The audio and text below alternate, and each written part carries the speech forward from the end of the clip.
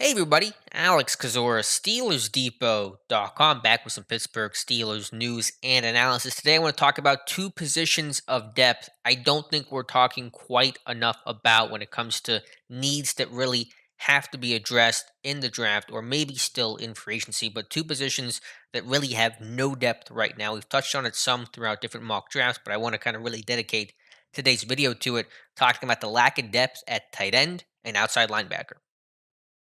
And really, they're two positions that just don't have anybody behind their starters. And starting with tight end, obviously you have Eric Ebron there, but he's entering really the last year of his contract. He did sign an extension, but it was a voidable kind of faux extension that effectively means he'll be a free agent come the 2022 offseason. So Ebron is your starter, but behind that is basically nothing. You have Zach Gentry, you have Kevin Rader.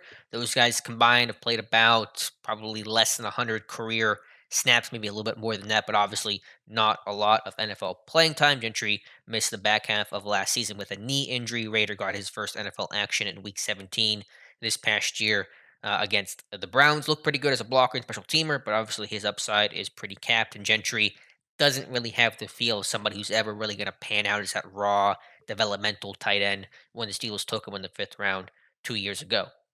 And then other than that, it's really just a couple of futures contracts, Dax Raymond and Charles Jones, and that's about it. So not a lot of experience or provenness behind Eric Ebron. And if Ebron were to get hurt or just looking for a blocker in general, because Ebron obviously only offers you a very little bit there as a leverage angle type of guy, as an inline blocker, there just isn't anything there right now. And this Steelers team has really neglected drafting and investing heavily in tight end for over a decade now. And I think that kind of hopefully can and needs to change at some point, or else the team will have to continue its cycle of trades and free agency with guys like Vance McDonald and Eric Ebron or Darius Green. Some of those have worked out, some of those haven't. But for a team that wants to build through the draft, making that investment, I think, is going to be pretty important at this time.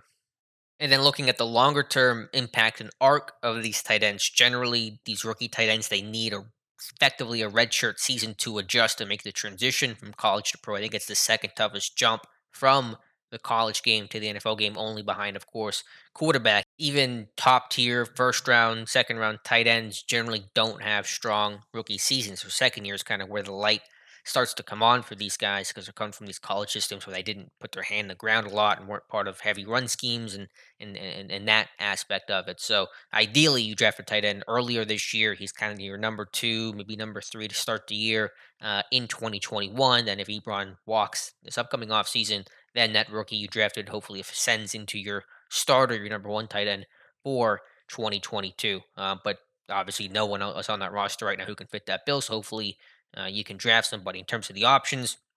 Unfortunately, tight end class isn't great in terms of depth. There's some interesting names, guys that project as long-term starters.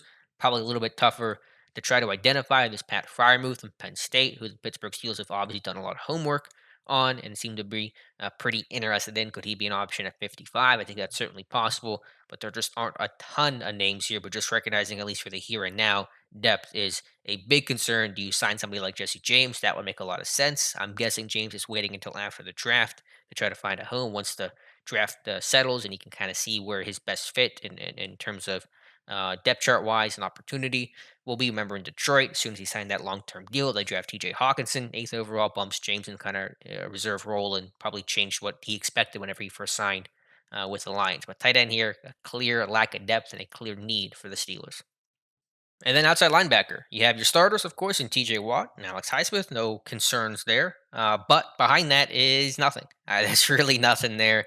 You have Cassius Marsh, some future guys, I think. But I mean, it's just trying to even identify names is difficult right now. And so that's going to be such a big position this team has to address in this class, presumably, because there really isn't much in free agency at this point either because you just in general need a strong number three rotational linebacker because as good as Watt is and hopefully as good as Highsmith becomes and continues to grow as you need somebody who's going to play about 15 to 20 snaps per game at both linebacker spots when those guys need a rest on longer drives or there's a little injury or something like that.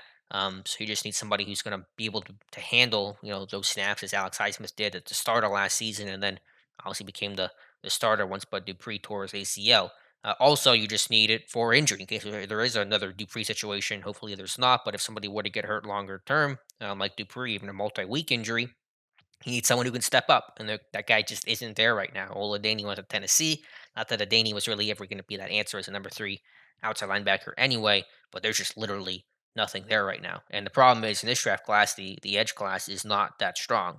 But if you wait on it and take a day three guy, even a fourth round pick, but let's just say a six-round pick, is that guy really going to be your number three outside linebacker? Can you count on that guy? Probably not. So that's even, I think, a trickier spot than where tight end is at right now, because it is so valuable to the Steelers. And with the losses of Mike Hilton and Steven Nelson, I think having that pass rush is going to be more important to try to get home and get pressure on the quarterback. So you just don't have that ability to have a rotation right now, and you're really leaving yourself open and risking if there's a longer term injury. What do you do at a position that's so vital and important and a key cog in the Steelers defense?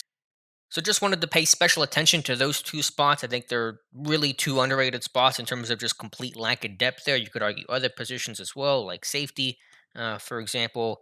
But I think outside linebacker, tight end, two areas where there really isn't any depth that haven't been addressed in free agency, at least at places like center, for example, and some offensive line stuff. You've added some veteran guys, whether that's a Joe Haig or Rashad Coward or BJ Finney. You've kind of at least given yourself some options there really aren't any options at backup tight end and backup outside linebacker, and all it would take is one injury to really shine a light on how thin you are at those positions. So things to consider when conducting and making your mock drafts and things to watch come April's draft in just about 2 weeks from now. So that is today's video. Let me know your thoughts in the comments below.